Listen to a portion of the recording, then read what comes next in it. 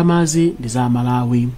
Abantu kwene tifuze muno bwino kuti chuchitika ndi chani chuchitisa chani kuti organ ya boma ngati mene iti Malawi Electoral Commission mpaka na lero ndalama zina anapanga invest capital alliance anatengeko nthawi imene itapanga expire imene anagwirizana nchifukwa chani mwina titasotengera mwayi kudzera ku Reserve Bank ngati regulator wa market imene iyi kuti atifufuzire atiuze kuti chenicheni chikuvuta mpati because koma noti tafunsa mkulu wa Capital Alliance Limited Andrews Kayawa anatsimikiza kunena kuti ndalamazi sadapereke komano anena kuti izi nikamba konena kuti pali kusemphana kwa masiku omwe ndalamazi zikuyenera kutengedwa poyerekeza ndi ndondomeko zomwe magulu awiriwa adasayinirana. Mwezi wa Epulo banki yaikulu ya Reserve lidayimika kaye ntchito zina za kampani ya Alliance Capital Limited kamba kuphwanya malamulo ena akayendetsedwe kazachuma ku kampani.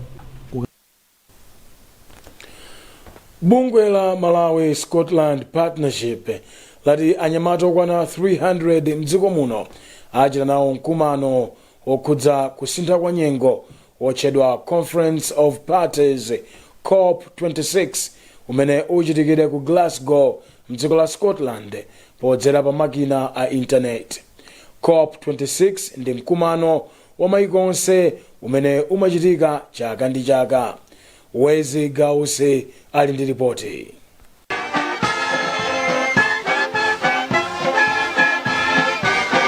Mwambo mmene usanayambike panali ulendo wa ndawala umene unayambira ku City Center kufika ku Area 43 mu mzinda wa Lilongwe. Pa ulendowu panali anthu osiyanasiyana amene anabwera. Achinyamata ena amakwera njinga zakapalasa motsogozedwa ndi nduna Patricia Kaliyati. Asilikali nawo anali kuyimba nyimbo zokhuza kusintha kwa nyengo. Wapampando wa Malawi Scotland Partnership Anipoya wati pakufunika kugwira ntchito limodzi ndi achinyamata pa nkhani za kusintha kwa nyengo. Malawi Scotland Partnership amene tili mdziko Malawi muno tikuziwa kuti achinyamata ndi amene ali ambiri tikayang'ana pa chilukidwe kanthu ku Malawi kuno panopo tikuyandikira namba ya about 20 million. So mwanthu amene ambiri mwa iwo ndi achinyamata. Ndiye ngati tikufuna kuti tipange chitukuko choziwika bwino mdziko muno kuti tipindulire aliyense kuli bwino kuti anthu amene ali ochulukawo atenge nawo mbali. Nkuona taganiza kuti ife achinyamata atenge nawo mbali pa nkhani ya kusintha kwa nyengo. Nduna yoona kusasiyana pakati pa amayi ndi abambo Patricia Kaliyati wati kwa nthawi yayitali tsopano amayi ndi achinyamata akhala kusiyidwa pa ntchito za kusintha kwa nyengo.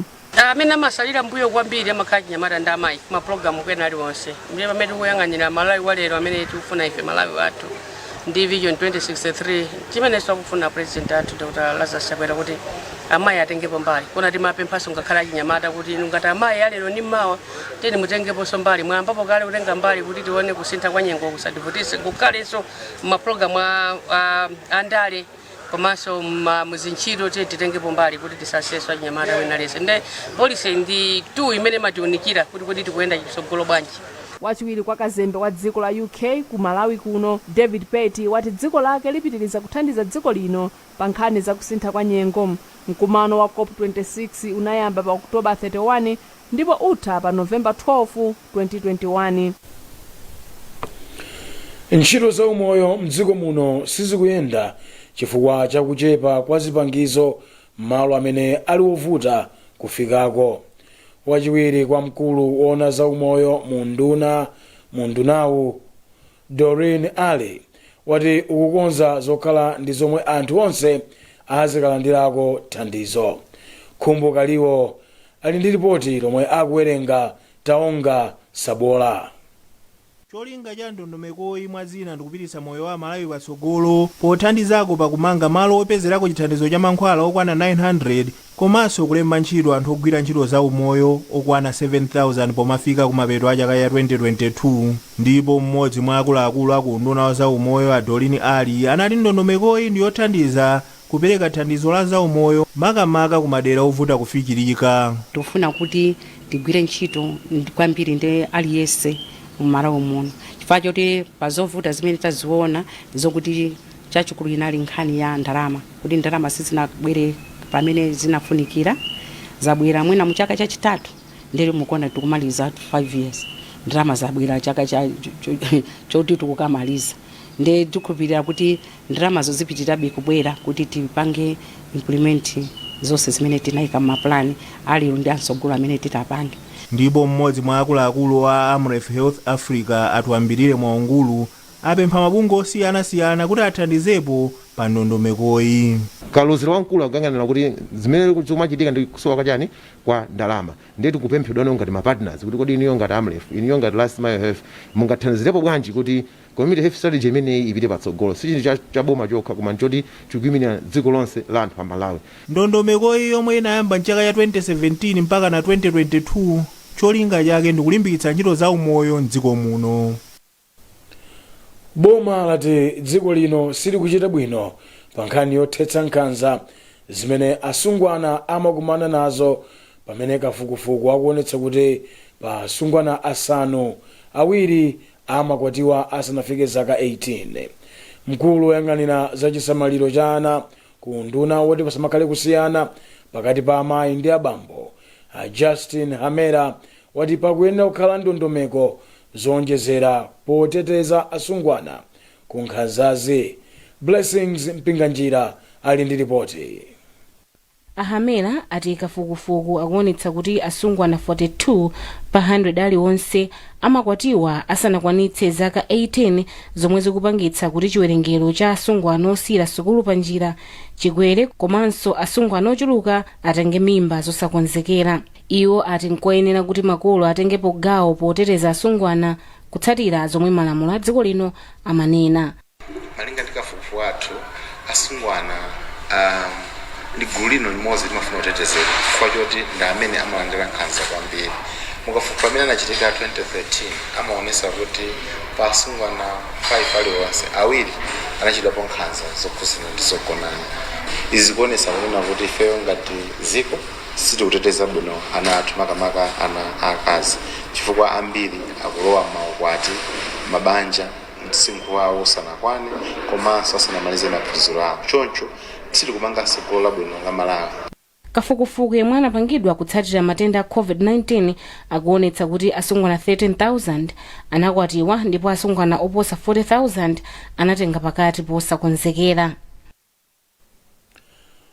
Ophunzira 21 omwe akuchita maphunziro awo azamavuto a ubongo ku sukulu ya St. John of God College of Health Sciences ali pa chiopsezo chothamangitsidwa kamba kulephera kupereka fizi. Izi zikudza pomwe dziko la Malawi likukumana ndi mavuto akusowa ka ukadaulo ogwira ntchito za umoyo pa za ubongo maka kumadera akumidzi. Sam Kalimira ali ndi zambiri. Mkulu wa St. John of God a Charles Masulani anati vutoli lafika poyipa kamba kona kuti ophunzira omwe ndi anzeru kwambiri ndomwe ali pa chiopsezo. Iwo anena kuti nzokhumudwitsa kunena kuti sukuluyi ilibe oyithandiza akunja ngati mene sukulu zina zilili. Amasulani kenaka anena kuti boma linasiyanso kuthandiza anthu omwe akuphunzira pa sukuluyi, ndipo ophunzira omwe akuonjezera maphunziro aza umoyo maka pa mavuto a ubongo, zinthu zomwe kuti zikanathandizira kunena kuti akatswiri aza umoyo pa za ubongo afikira anthu ochuluka ku midzi. Nthawi inake ngati sukulu tinafika ponena kuti anawa tiyambe kuwabweza olomwena kusawavomereza kuti alembe mayeso, koma no tinaona kuti tialakwira. Phungu wa nyumba malamulo ku Mzuzu a Benix Mamulima anagwirizana ndi Masulani ndipo anena kuti ofesi yawo amalandira madandaulo ochuluka anthu ovutika kupempha fizi. Amamulima kenaka anena kuti zikufunira kuti akufuna kwabwino alowerepo pothandiza ophunzira awa, ponena kuti ambiri akuvutika ku sukulu ya sekondale komanso ku koleji. Anthu ndi ambiri muno mu Mzuzu amene akusowekera fizi, ndiponso ndizopweteka kwambiri kuti ndithu mu Mzuzu muno anthu ambiri ali ndi ndalama, ma stakeholders ndi ambiri muno, ndikuwapempha kuti azithandiza ndithu kuti anthu anyamata munomo aphunzire sukulu afike patali ndithu azathandize pa chitukuko cha dziko lino la Malawi. ndipo pofuna kuchepetsa vutoli anthu ena anapalasa njinga kuchokera ku Mzuzu kukafika ku Nkhatabe pofuna kupeza ndalama zokwana 13 miliyoni kwacha zothandizira ophunzirawa. Mmodzi mwa omwe anapalasa njinga Christopher Muhone anati anapalasa njinga makilomita okwana 48 pofuna kuti apeze ndalamazi. Ma students athu ambiri alinali pa chiopsezo chotetha kuchochedwa school chifukwa choti akulephera kupereka fees. Ndinaona kuti ngati ifeyo amene timakonda cycling titakupangapo china chake choti chicha kupeza ndalama kuti apase ma students athu nkhani ya fees ndi mavuto ngati amene wota achepeserako. Sukulu ya zaumoyo ya St John of God imaphunzitsa anamwino komanso akadaulo amavuto a ubongo komanso imapereka madiploma kwa anamwino ndi maphunziro ena. Sinodi ya Livingstonia ya mpingo wa CCAP yauza mipingo yake kuti ipeze njira zina zopezera ndalama zomwe zimathandizira kutukula mpingo kusiyana kumangodalira ndalama yochokera kwa Khristu awo. Malingana ndi sinodi, mliri wa COVID-19 wasokoneza nkhani za chuma mdziko lino ndipo pali kufunika kuti mipingo iganize mwakuya. Zambiri mulipoti ili la Patience Lunda. Mbusa wa mpingo wa Katawa a Ruben Msoya anati chali chinacho chimakhuzidwa pomwe nkhani za chuma zisakuyenda bwino mdziko. Abusa Msoya ananena izi pa msonkhano omwe mpingo wa Katawa wa Church ya CCP unakonza ndipo cholinga chake chinali kuthokoza Mulungu chifukwa cha madalitso osiyanasiyana. Amsoya anati mipingo yenera kupeza njira zina zopezera chuma ndipo mwachitsanzo anati ulimi nawo umatha kubweretsa chuma pa mpingo. Ngati mziko chuma chikamavuta ifeso mamembers athu ndoti timavutikira limodzi. Ifeyo ngati mpingo panopa ngati Katawa apart from zinthu zimene Khristu amapereka malingana ndi mmene tikuonera economy ya ziko mmene ikuyendera tili ndi njira zina zimene timayenda zimene pali ntchito zina zimene timachita kuti tithane ndi vuto limene chimene tufuna choti zintchito zathu zisayime chifukwa cha vuto limene ziko lupezana nalo pa nkhani za chuma. Monga papa taunena kuti ifeyo ngati mpingo tili ndi ma greenhouses. Pa msonkhano othokoza Mulungu chifukwa cha madalitso Akhristu a CCP amapereka katundu omwe apeza ku mpingo kuti uthandizire mu njira zosiyanasiyana. Mawu awo mlembi wakale wa Sinodi ya Livingstonia Mbusa Overton Mazunda anati dziko la Malawi likukanika kupita patsogolo ku nkhani ya zachuma chifukwa cha mchitidwe wakatangale komanso umbava. Zina za zimene zimatipangisa kunena kuti chuma chathu chisayende bwino ndi kusakhulupirika kwa ife anga. Kuba ndalama za boma kangu charichi kandi mabungwe ena amene tili nawo osalabadira kunena kuti kodi chuma chikanachita ntchito ya mtundu wanji. Ngati mwina tingagwirane manja kunena kuti mchitidwe wa mtundu umene uchepe. Malingana ndi ripoti laposachedwa apa la Transparency International, dziko la Malawi silikuchita bwino kuthana ndi katangale. Mukuonera nkhani pa kanema wa Times, tibwerenso zikatha izi.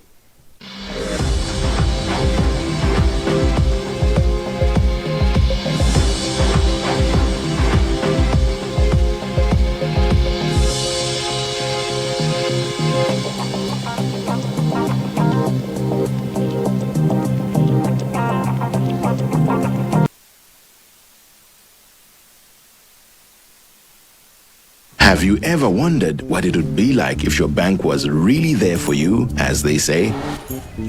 We mean really there for you when you need to recharge. Or your most intimate moments.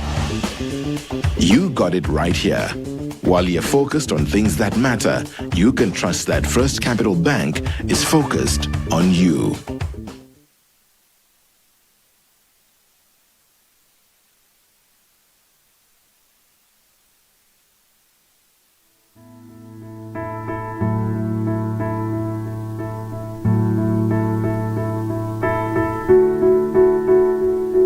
Tsiku ndi tsiku moyo umatipasa mwayi opanga chisankho choyenera. Chisankho chokhala ndi thupi losalala bwino, kupanga zinthu motakasuka, kuchotsa mafuta, kukhala aukhondo ndiso odziteteza ku mliri wa COVID-19.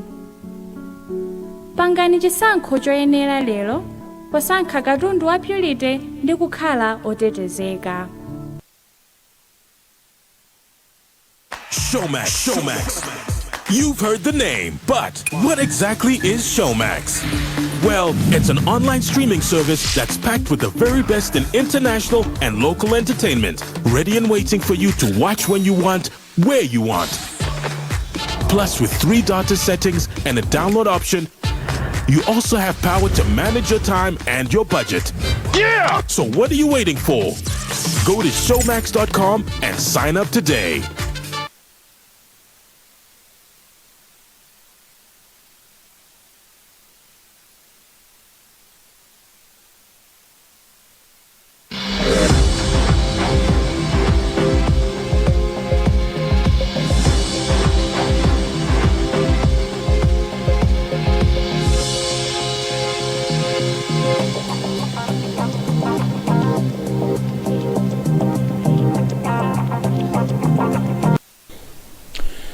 Takulandirani. Bungwe la Malawi Liverpool Welcome Trust lati likuona kusintha pakasamalidwe kana odwala mphumu madera amene iwo akhala akuchita maphunziro. Namwino wamkulu pakafukufukuyu Mai Beatrice Chinoko wanena izi pamene amachita maphunziro kwa anthu ozungulira chipatala cha Limbe m'boma Blantyre. Mai Chinoko ati ngakhale chiwerengero cha ana amene amawapititsa ndi nthenda ya mphumu yakhala ikutsika ku chipatala cha Queens. Selina Tambula ali ndi ripoti. Malo ochitirako kafukufukuwa akhala kuphunzitsa anthu zamene angasamalire ana amene ali ndi mphumu m'maderawo. Mai Chinoko ati izi zikuthandiza kwambiri. Ndiye kuma health center onse 9 amene tayenda tikuona kuti zinthu zikuyenda ndithu. Madokotala, manesi athu ndi ena onse amene amatithandizira akutha kumamuthandiza munthu wa mphumu uja moyenerera malingana ndi imene takhala tikuphunzitsirana. Komanso tikapita m'midzi anthu ndithu mafumu tikumatha kumaona kuti akumathandizira anthu amene akuapeza m'mudzi mwawo kuti ali ndi vuto la mphumu. Ndipo mmodzi mwa ogwira ntchito pa chipatala cha Limbi a Christopher Mpunga ati amalandira ana ochuluka ndi vutoli. Poto ondrali kulu timaona ndithu kwa patient ambiri koma patoposangana kuti mafiga zenene ndi because ndribe client clinic yake every Fridays. Ndipo mfumu Chiwembe inati miyambo ina ikubwenzeretsa mbuyo nkhondo yolimbana ndi nthendayi. Kupirozi zimakhala zovuta chifukwa chakuti tena ukapita kupasa mankhwala achikuda amakuuza kuti mukamwe papo iyi katatu pa tsiku mukasanza ndiye kuti basi mphumu ithera konto. Komano mankhwala amene akukupasawo amakhala owawa kwambiri kuti umwe katatuko zimakanika chifukwa chakuti sizimakhala bwino. Amalawi Liverpool Welcome Trust akupitirizabe maphunziro monga amenewa. Bungwe la Jipego lati atsikana komanso amayi achichepere amene amakhala odzidalira pachuma amakhala ndi kuthekera kuchita ziganizo zoyenera ku nkhani yokhudza umoyo wawo, kupewa kukhala pa chiopsezo chotenga matenda opatsirana monga HIV. Walankhula izi ndi mkulu wona ntchito za bungweli a Gertrude Chipungu pamene amapereka masatifiketi kwa atsikana ophunzira okwana 44 amene amaliza maphunziro awo a ntchito zamanja ku skulu ya DAP Vacation ku Mikolongwe boma la Madzulo. Zambiri mu lipoti ili la Liweleni Mpasa limene wawerenga ndi Jamison Chauluka. Pansi pano ndondomeko bungwe la Jipego likuphunzitsa atsikana okwana 112 ochokera madera osiyanasiyana ku midzi m'boma la Blantyre ntchito zamanja. Poyankhula pomwe ambopereka masatifiketiwo mkulona za ntchito kubungweri a Gertrude Chipungu wati cholinga cha maphunziro ndi kulimbikitsa atsikana komanso amayi achichepere kuti akhale odzidalira pachuma. Tinagera kuti tipeke luso losiyanasiyana kwa atsikana amene atiza maphunziro awo lero chifukwa chokuti ana amavutika kumene anali ambiri amavutika kuti apeze kuti azithandize zinthu monga ndalama kumene anali. Izi zimachitika chifukwa kuti wenawa anabereka mofulumira, wenawa anasiya sukulu ndipo wenawa anakwatiwa mofulumira. mkulu woyang'anira ntchito za bungwe la TVETA mchigawo chakumwera a Concept Akachoka wati ntchito iyi kupereka mwayi kwa asungwana amene akanika kupeza mwayi opitiriza maphunziro awo msukulu zawo kachenjede. Mumadziwa nonsenu kuti munthu wa mzimayi akati apezeka pamalo zochitikazo zimaoneka kuti ndi zakupsa. Sindikuderera azibambo, tonse ndife ofunikira azibambo ndi amayi, koma mzimayi akapezeka kuti apeza luso, dziko latuli ndi kumene tikuyenda tikuyang'ana kuti tikufuna tipite tifika koma msanga. Ndipo Sabina Machanga, mmodzi wa ophunzira amene atsiriza maphunziro awo pa sukuluyi, wati ukadaulo umene wapeza umuthandiza kukhala odzidalira pa chuma. Izizi zindiyeneleza kukapeza ntchito pa kampani ya munthu, kuti mwina ndipite ndikagogode opanda pepala saka ndikhulupirira, koma pepala imeneyi ikandiyeneleza ineyo kuti ndikathe kuyamba ntchito yake kapena ndikasegule shopu yanga. Ntchito imagwiridwa ndi thandizo lochokera ku dziko la United States of America, ndipo cholinga chake nkufuna kulimbikitsa anthu ochuluka kuti ayezetse kachirombo ka HIV komanso kuti apeze chisamaliro ngati matenda awa apezeka nawo. Nkhani zathu ndi zomwezi, koma tisadasiyane nayinso mitu yake. Bungwe loyendetsa chisankho mdziko muno la MEC likuvutika kutenga ndalama zokwana 690 million kwacha zomwe linasunga ku kampani ya Alliance Capital Limited. Boma lati dziko lino silikuchita bwino pa nkhani yothetsa nkhanza zimene asungwana amakumana nazo.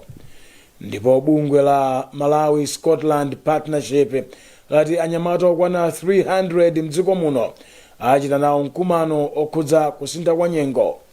Kumbukirani kuti mutha kupeza nkhanizi ndi zina zambiri pa makina a internet pa www.times.mw, pa Facebook pa tsamba la Times 360 Malawi, pochita subscribe ku 1895, komanso pa Twitter @Times 360 Malawi. Chonde sambani m'manja pafupipafupi, khalani motalikirana ndi anzanu, valani mamaski nthawi zonse, komanso kabayitseni katemera kuti mudziteteze ku COVID-19.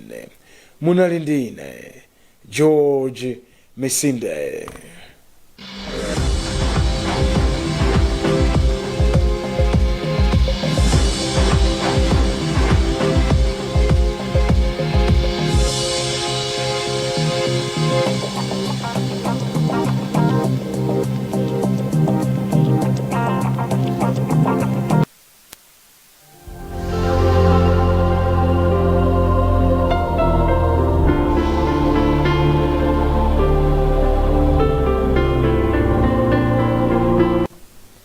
Madzulo abwino, muli ndi Nkhani samati, ndipo tsopano tikupasani mmene nyengo itakhalira usiku uno komanso mawa.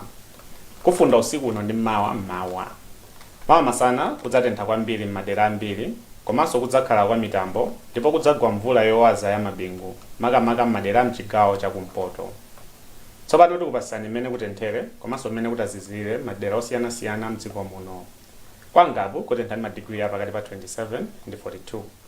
Ku Blantyre pakati pa 22 ndi 36, ku Lilongwe pakati pa 20 ndi 34, ku Mangochi pakati pa 23 ndi 37, ndipo ku Mzuzu pakati pa 18 ndi 32. Mphepo idzomba kuchokera kumpoto chakumvuma. Mkucha kudzakhala kwa dzuwa komanso kudzatentha kwambiri.